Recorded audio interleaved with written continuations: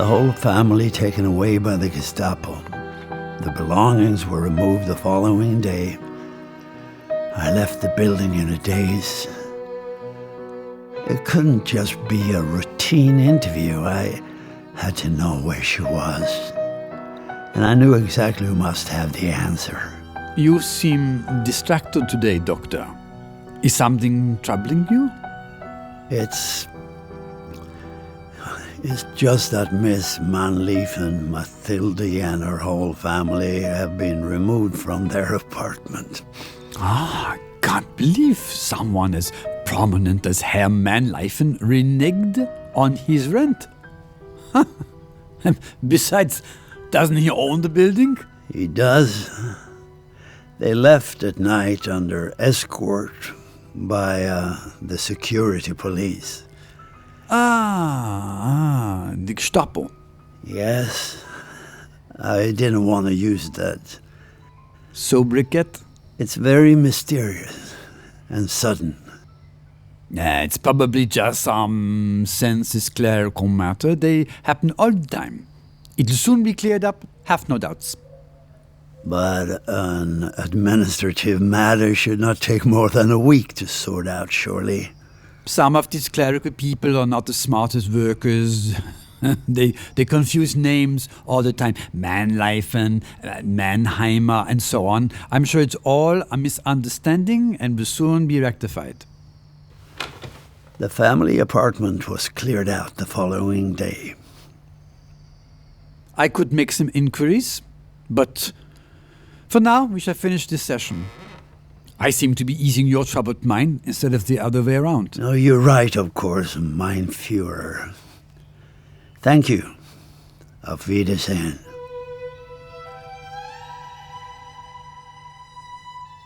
I later told Bernheim about this situation. He seemed non-committal and had nothing to add to the Führer's vague explanation of clerical inefficiencies and census details. Weeks passed, and there was no news. Not even a letter from Tildi. I had to accept the fact that she and her family were no longer in Berlin. I made inquiries at the headquarters of the orchestra, and even at Herr Manleifen's bank, but was met with stony blank faces and very little sympathy. The people of Berlin had closed ranks and lips. These were indeed difficult times, especially for persons known to be, or now designated as, non-Germans. I did not see my special patient Frank for several months. In fact, not until late 1940, a year after Britain and France had declared war on Germany. He arrived as usual with a patient's appointment card. Well, Doc, a lot has happened since our last appointment. Things have certainly escalated. And, Crazy Horse seems to be behaving as you predicted. Are you still working with the British? So far, and passing as Italian so I can get here through Italy. The old homeland. Sooner or later, I expect to be swept up into my Uncle Sam's lot, but still based with intel. So, I may still be in need of your, therapy as this affair proceeds. I should tell you that I've been contacted by one of our friend's agents who suspects you are not getting therapy, as you put it. That could be good. Puts you in a shit sandwich, though. A dangerous one. I keep that very much in mind. I'm likely to be contacted by the other fellow soon after you leave. Certainly within a day or two. That puts both of us on our guard. France has capitulated, the expeditionary force is evacuated from Dunkirk, and the Luftwaffe are getting a run for their money from the Royal Air Force over Britain. What we need from you is Hitler's general reaction to events, and what he might plan going forward given his psychological behavior patterns. This is going to get a lot hairier soon. I understand. True to my prediction, the following day I was visited by Krunz. It was never a mystery when he'd arrived. The man was as subtle as a sledgehammer. So your Italian patient was feeling in need of your further Therapeutic endeavors, I see. Do you check on all my patients' comings and goings? Only insofar as is necessary. Tell me now, what particular problem was he experiencing this time? That's not for me to tell someone like you. You're not a doctor. To fail in this regard will be very detrimental to your health and well-being. Well, I gave him some advice to follow over his recurring bad dreams. Come now, Doctor. You will have to do better than that. Believe me if I tell you, you are skating on very thin ice. Keep that in mind. I have many eyes and ears on you, but no ladder to save you when the ice gives way. Auf Wiedersehen. I was not visited again by my Italian patient for well over a year, when he again came in to see me. Crohn's, meanwhile, had been making increasingly explicit threats for months. I'd stalled with vague promises of intelligence to share, but needed something, and soon. Hi, Doc. It's your favorite Italian come out from under the covers again and needed some therapy. I'm having too much sex with beautiful women. It's very distressing. What can I do? You should be more careful, maybe stop coming here. Well, this time, I have something for you. And just supposing your kraut friend again wants some information, here's what's afoot. Crazy Horse is terrified of an Allied assault in the Balkans. He relies on that region for much of his industrial raw materials. Yet he knows an assault from the south into Europe is inevitable. Greece and Sardinia are other options. Geographically, yes. We intend to confuse him with fake invasion plans. We want you to say whether or not our friend would be convinced. Would he in fact stick to his own decision despite any opposing thoughts from his high command? He'll stick to his own decisions and damn the generals who opposes him. That's what we hoped. The plan is to get fake invasion plans into the hands of the Abwehr, German intelligence. And how do you propose to achieve that? A drowned Royal Marines officer, supposedly from a plane crash, will be washed up on the coast of southern Spain. A suitable corpse will be decked out as the said officer, with fake documents indicating plans for a coming assault by the Allies through Sardinia and Greece, whereas the real event will be through the old homeland, if you get my drift. Right. Spain is ostensibly neutral at this time, but they do have sympathy for the Axis powers. So it stands to reason that the Abwehr will be given secret access to the deceptive documents. Once this information reaches old Crazy Horse, he'll want to move his resources to reinforce Peloponnesia and Sardinia. You're fortunate in that our friend is very superstitious and believes in luck. Once he knows the source of the information, he'll regard it as a divine intervention on his rightful behalf. And he'll cling to it through hell and high water. Yes. Yes, he will. That's what we needed to know. You better make sure your kraut friend gets the message and passes it on to the old Crazy Horse. Your therapy has made me feel so much better. Do take care of yourself, Doc. Until our next session. Ciao.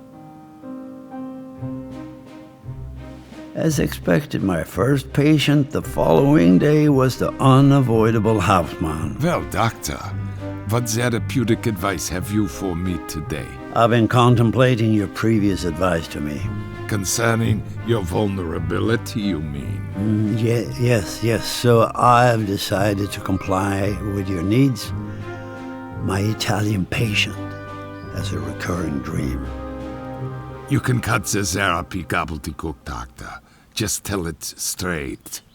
Very well. There's to be an invasion by Allies into southern Europe through Greece and Sardinia. It will be in June next year. Not through the Balkans or Sicily.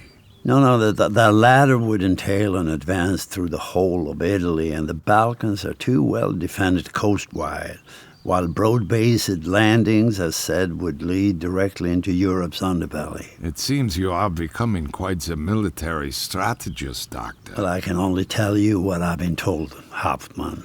So how was this information put to you by your Italian patient?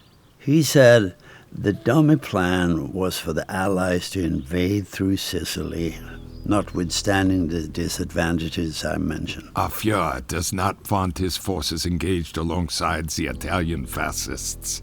He does not trust them to fight. Of course not. The Mediterranean types are better at making love than war. They're not as disciplined as we Northerners. The Aryans, you mean? As you say, and I'm reluctant to give you anything else until you can give me some news concerning Tildi, Miss Mannliefen. That may not be in my power, but you have done well so far, Doctor. I will try. The following summer, the Allied landings in Sicily met with little opposition by the Italian army, and soon after that, Italy surrendered. Following heavy bombing of Berlin at that time, Hitler ordered the evacuation of civilians from the city. And I received a note from Frank, who signed himself Francisco, asking me to meet him at one of the remaining Berlin metro stations. It was somewhat reminiscent of the similar meeting I'd had some years earlier with Officer Krantz. So, Doc, we meet again. Fortunately, the old homeland did not suffer too much with the Allied landings in advance, and the Italian army was no match for my uncle's bunch, plus the British and the Canadians. But even though Italy has surrendered, Western Europe can't be liberated from the south. True. That's why plans are underway for the Allies to invade somewhere along the Atlantic seaboard within the next year. What information would you like me to advance to my corrupt friend? Consider this. The obvious route to Europe from the west is the Pas de Calais, the narrowest part of the English Channel, or from Scotland over to Norway, and link with the Russian forces for advance into the rest of the Europe, south and east. Two distinct alternatives. Crazy Horse cannot protect the full 1,500 miles of Atlantic coastline, but he'll deploy his reinforcements wherever he believes he needs them. He'll consider the west-facing coast of France down as far as the Spanish border too exposed for a strategic major amphibious assault. You are getting good at this, Doc. Go on. We want to convince him that Calais and Norway will be simultaneous invasions. He'll then deploy his reserve forces with those locations in mind. He'll be wrong. If we can convince him. That's where you can help us. So tell me. To give authenticity to the Pas de Calais scenario, there is to be a phony buildup of troops and equipment in England, in Kent. This is largely a subterfuge exercise. But transmissions and information outlets, local press, gossip, radio, and so on will give veracity to events. Simultaneously, there is to be a troop buildup in Scotland for the Norwegian assault, with similar fake news chatter that Jerry will be able to decipher. The actual location of the invasion is not yet publicized. It's just these false venues released at present, and we need to get that information firmly established in the mind of our adversary. That should not be a problem. I expect a visit from my friend as soon as he can materialize.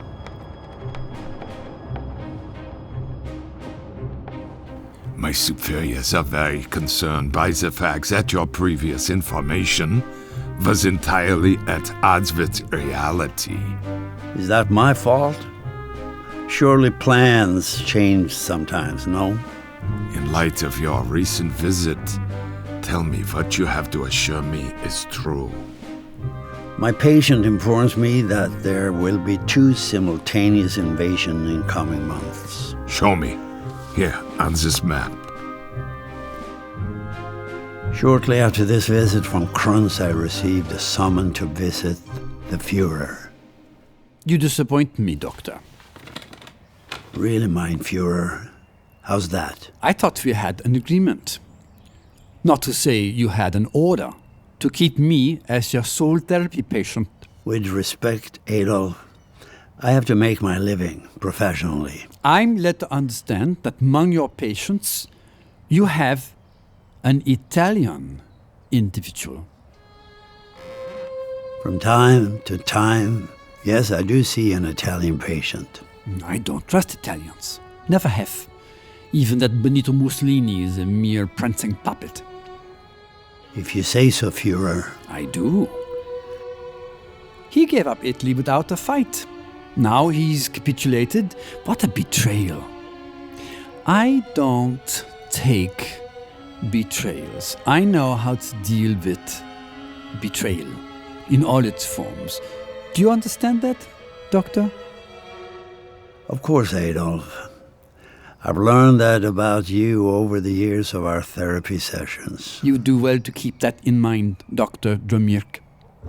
I knew then just how thin was the ice to which Kruns had referred previously. Is there anything particular you wish me to help you with today, Führer? No. Just bear in mind my deep concerns. Certainly, mein Führer. Auf Wiedersehen.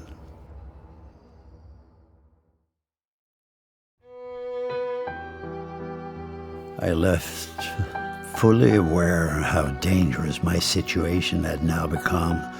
I could expect a visit from the Gestapo any time. I was determined to leave Berlin right away and travel home. My grandfather had recently died, my mother was sick, and my father was getting too frail. It was a good time to finally see my family. My true situation came to light when I went to make my travel arrangement. I was told that I was on the record as a specially listed person and not permitted to leave Germany. Hitler indeed had me trapped.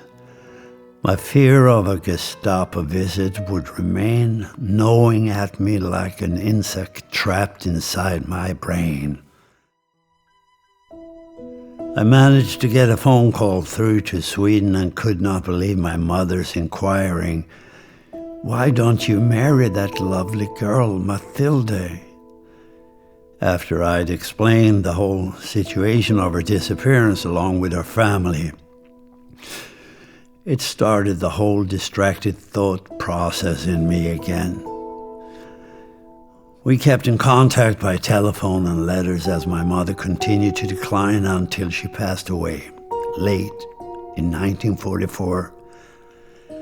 It was then, having arranged my father's care under the capable hands of his nurse housekeeper, that I knew I would not get out of Berlin while hostilities continued. I redoubled my efforts to find out about Tildi. To this end, I first needed to locate Bernheim and allay or prove my old suspicions. The Normandy landing had indeed occurred in the middle of 1944, and the war in Europe was not going in Germany's favor when, early in 1945, I managed to find out where Professor Bernheim was living in his secluded retirement. We had seen nothing of each other for some years, not since he suddenly and quietly left Berlin, and I was told he had retired due to failing health. Though he'd always seemed very robust to me, I decided to pay him a visit, as I continued to hold on to my suspicions that he had been somehow instrumental in the disappearance of Tildi and the whole Mannliefen household.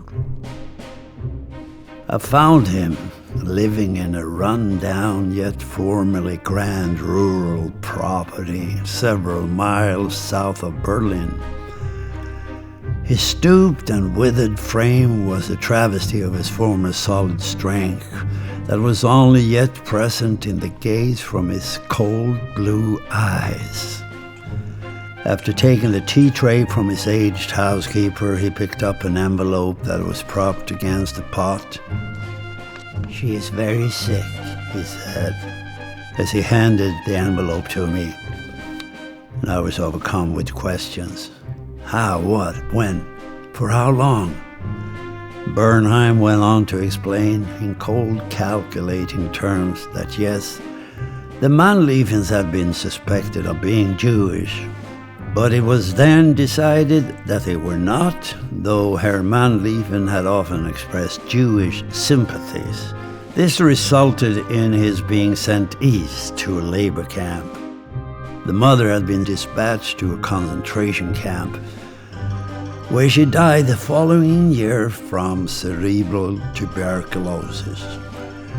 And though we know nothing of the fate of the whereabouts of the two younger men, Tildi's brothers, Reich Führer Himmler himself had determined Tildi's fate. As a young, attractive, and accomplished female, Himmler decided that she was to be entered into a Lebensborn program, breeding clinics that were set up to promote the Aryan race. Aryan men were encouraged to impregnate the female selected for that purpose. In truth, the places were nothing more than high-class brothels. Subsequently, they had become establishments for various genetic and other unethical experiments. It had been then that a final dissenting Bernheim had opted for obscure retirement rather than face his own threatened deportation as a dissident to the party's doctrine. He then told me that a broken Tildi was now permanently institutionalized, and that I might not wish to visit her at the address I would find inside the envelope. I assured him that it was my definite intention to go to see her. I could not believe the duplicity of this man, one that I once revered, and his obvious and sordid involvement from the very onset. I thought his parting remark was his unkindest cut. I tell you this now, Dromyrk, because I'm old and sick and I don't want these burdens on my conscience when I go. But was it his final pronouncement? Ever the loyal Nazi, he had another betrayal up his sleeve. As I left him to his shabby surroundings without turning back, I did not see him shuffling towards the telephone. I discovered later he must have gone for it the second I departed. When I arrived at the mental institution east of Berlin, where my beloved Tildi was incarcerated, I asked, as a doctor, to see her medical records, but was politely yet firmly refused, though my visit to her was allowed. I followed the stiff-backed nurse to the cell-like room and was led in. The nurse left, and I heard the key turn in the lock as she returned to her post. Surrounded by dull brown walls, Tildi and I faced each other in shocked and motionless silence. I could not believe the awful changes in her that confronted me. Gone was the bright, joyful spirit and beauty I had known and loved. In its place stood a shrunken, sallow-skinned apparition that had been my beautiful and cherished lover. Her eyes, once so bright and beguiling, were now sunken and ill-focused. Her once supple yet strong fingers were knotted and deformed as she clasped them to her sunken cheek, surrounding the dry, withered lips, once so full and luscious. Her hard, icy stare began to destroy my composure. Her unspoken message that it was I who had caused her to come to this awful degradation. Guilt gnawed at me. Yet, what had I done? Could I have prevented any of the past events? I could only say her name, over and over and over. Tildi, Tildi, what have they done to you? Finally, clasping her arms around her shrunken shoulders, she turned silently and moved towards the small barred window. At that moment, I saw the extent of the ravages that advanced syphilis had taken. The characteristic hard, broad-based gait, an unmistakable sign of late syphilis. The disease, described to me by my elders when I was a boy, the disease endlessly passed between men and women over the centuries. The disease that led to madness. I cursed those men who had, in the name of science, abused her endlessly, for all their proud Aryan blood, a pox upon them. But now there was a newly discovered medication, penicillin, that promised a cure. Without turning from the window, at last Tildi spoke, her voice hard and rasping. How can you come here after what you've done to me? Tildi, my love, what did I do? What should I have done differently? You won't come back. I will be back, Tildi. Believe me, love. I'll be back. Don't come back. Nurse! The door opened almost immediately and the nurse pulled me outside by my arm. As she relocked the door, we heard the sound of breaking glass inside. She reopened Tilda's cell and I faced my nightmare, my horror of horror. Tildi had slashed one of her wrists with a shard of glass from the broken window, then plunged the same spike into her groin and severed her femoral artery. Even as I fell upon her to try to stop the pulsating jet of blood, Tildi died beneath me. And there was blood everywhere. Tildi. Tildi. Tildi. Then I knew, whatever the cost, whatever my hypocritic oath demanded, I would not stop my intention to kill Hitler. As only I knew how, I would drive him to his own suicide, just as he has driven my Tildi. As I knelt, distraught and blooded beside Tildi's body, I felt firm hands grip my shoulders. Looking up, I saw two Gestapo men standing behind me.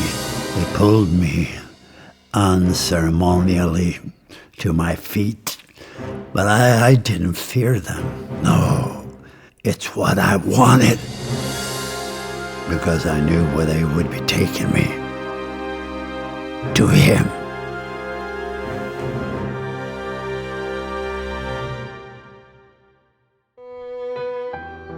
The Hitler File is a production of Voyage Media.